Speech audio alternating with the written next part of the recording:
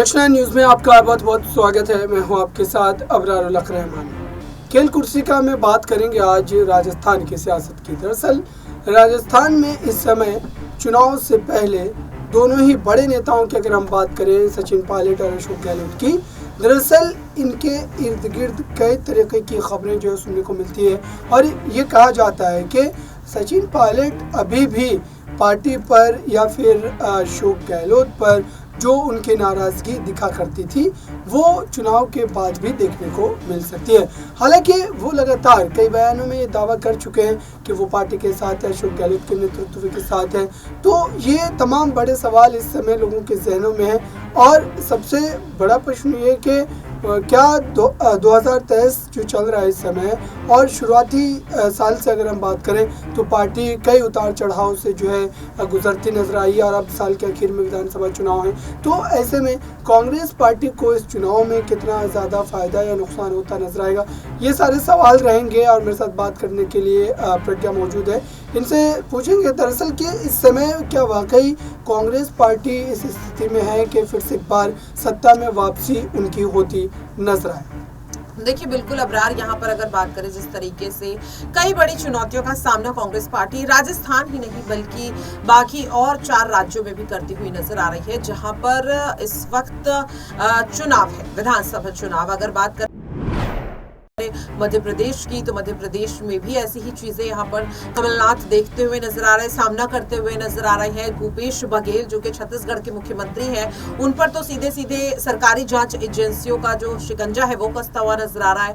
आज दूसरे चरण का मतदान था छत्तीसगढ़ में और इस दौरान देखा गया कि वोटिंग के बीच कई ऐसी खबरें सामने आई जो हैरान कर देने वाली थी और जो सीधे सीधे कहीं ना कहीं राज्य की सरकार पर कई सवाल या निशान खड़े करते हुए नजर आ रही थी। जैसा कि वोटिंग के दौरान देखा गया कि विधानसभा सीट पर ही जिस तरीके से चुनाव जहां पर हो रहे हैं, सिवाहा विधानसभा सीट, वहां के धमंत्री में सीधे सीधे एक आईडी ब्लास्ट की खबर सामने आ जाती है। तो ये तमाम चीजें हैं जो कांग्रेस पार्टी की मुश्किलें बढ़ाने का काम कर रहे हैं। लेकिन अगर राजस्थान की बात करें तो राजस्थान में इस वक्त कांग्रेस काफी ज्यादा मजबूत स्थिति में इस वक्त नजर आ रही है, वोटों के लिहाज से भी और अगर बात करें नेताओं के लिहाज से भी, क्योंकि 2 बड़े नेता जिनका आपने जिक्र किया यहाँ पर सचिन पायलट और अशोक गहलोत का, तो दोनों के बीच लंबे समय से जो अंतर कलह चल रही थी और जो कहीं ना कहीं कांग्रेस पार्टी की मुश्किलें बढ़ाने का काम कर रही थी, उसे आखिरकार एक बड़े चिंतन मंथन के बाद हाईकमान पूरी तरह से खत्म करने में कामयाब होते हुए नजर आए।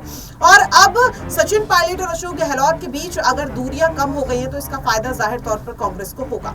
और इन दिनों आप भी देख रहे हैं कि बीजेपी किस तरह से सीटों के बंटवारे को लेकर, विधायकों की नाराजगी को लेकर प्रज्ञा, एक सवाल ये भी है कि राहुल गांधी ने जो एक बयान दिया था जिसकी बाद में काफ़ी ज़्यादा जो है चर्चाएं भी हुई थी कि 5 राज्यों के विधानसभा चुनाव को लेकर के उन्होंने कहा था कि तमाम राज्यों में जो है कांग्रेस पार्टी सरकार बना रही है। एक राजस्थान का उन्होंने नाम लिया और ये कहा कि वहाँ पर जो है एक तरीके से स्थिति जो है कांग्रेस के पक्ष में नहीं है, कि वहाँ पर जो एक तरीके से आप कह सकते हैं कि असमंजस है ज़रूर कि भाजपा या कांग्रेस दोनों में से कोई जीत सकती है। तो राहुल गांधी ये बयान देना, इसको कैसे देख रही हैं? क्योंकि राजस्थान की जो परंपरा हर 5 सालों में सरकार बदलने की है, क्या उसका भी कांग्रेस पार्टी को यहाँ पर जो है नुकसान हो सकता है?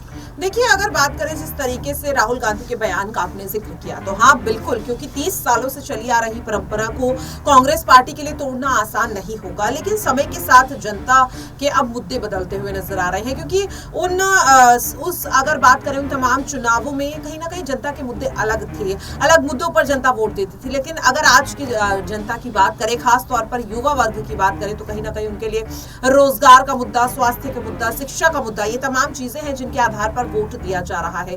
अब वो राजनीति नहीं होती जिस पर धर्म के आधार पर, जाति के आधार पर लोग वोट देते हुए नजर आते हो, या फिर यहाँ पर पैसों की रिश्वत खाकर तमाम चीजें जो हमेशा हमें चुनाव के दौरान देखने के लिए मिलती है। अब उन मुद्दों से हटकर सीधे सीधे जो सामाजिक मुद्दे हैं उन पर अब पार्टियां भी बातचीत करती हुई नजर आ रही हैं। अगर यहाँ पे बात करें बीजेपी की तो आप खुद देख सकते हैं कि धर्म के नाम पर वोट लेने वाली बीजेपी भी किस तरह से चुनाव से कुछ समय पहले ही राजस्थान में कई बड़ी गारंटियां लाती हुई नजर आई।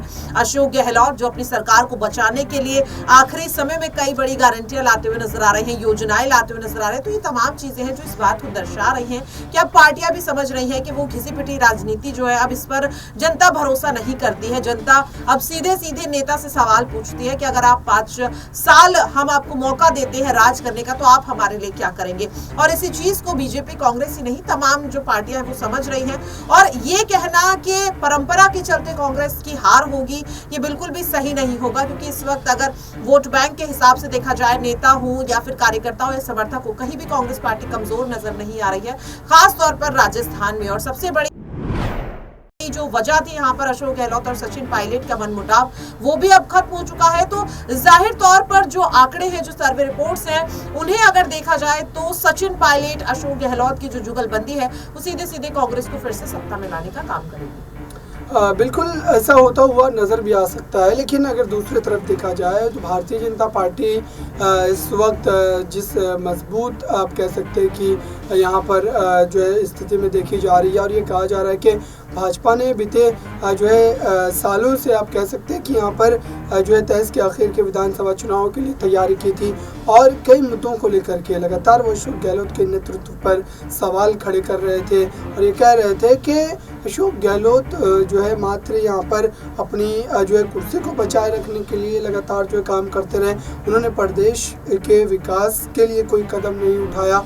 इस तरीके के आरोप जो है वो अभी लगाए जा रहे हैं। लेकिन अगर दूसरी तरफ हम देखें, बीजेपी जो मुख्यमंत्री पद को लेकर के अब तक चेहरे को फाइनल नहीं कर पाई है, तो क्या बीजेपी में भी अब जो है सीएम पद को लेकर के कांग्रेस जैसी जो है स्थिति बन सकती है?